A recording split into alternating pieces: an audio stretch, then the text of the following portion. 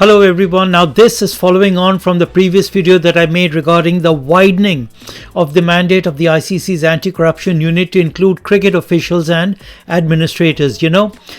Back when I was with the ICC, there was a major cricket corruption story that broke publicly. The news wasn't about players fixing matches or taking bribes.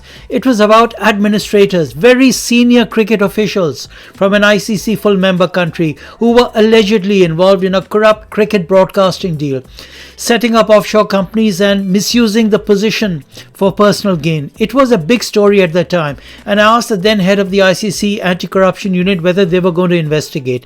And what he told me was that, look, Faisal, you'll be surprised to know that the anti-corruption unit has absolutely no powers to unilaterally investigate anything outside its narrow mandate: match fixing, spot fixing, on-field corruption. That's it.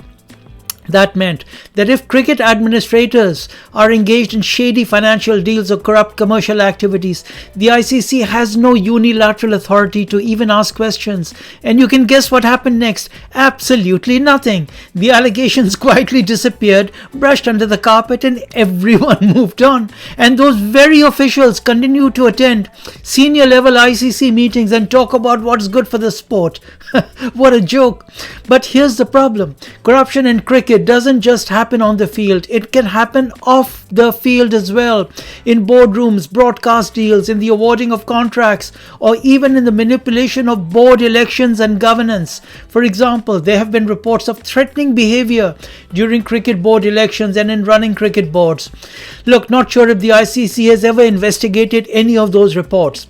Probably not.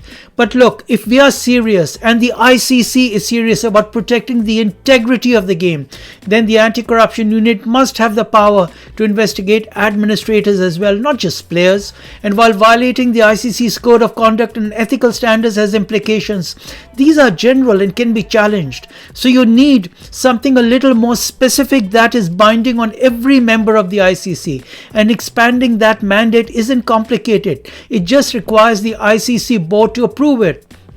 But realistically, and let's be honest, that's highly unlikely to happen, because the very people who need to make that decision are the ones that would now be subject to that scrutiny. And of course, one wouldn't expect turkeys to vote for Christmas, right?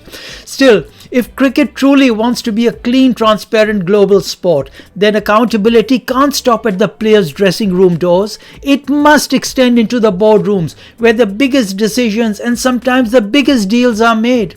And until that happens, the fight against corruption in cricket will always remain half finished. Till next time.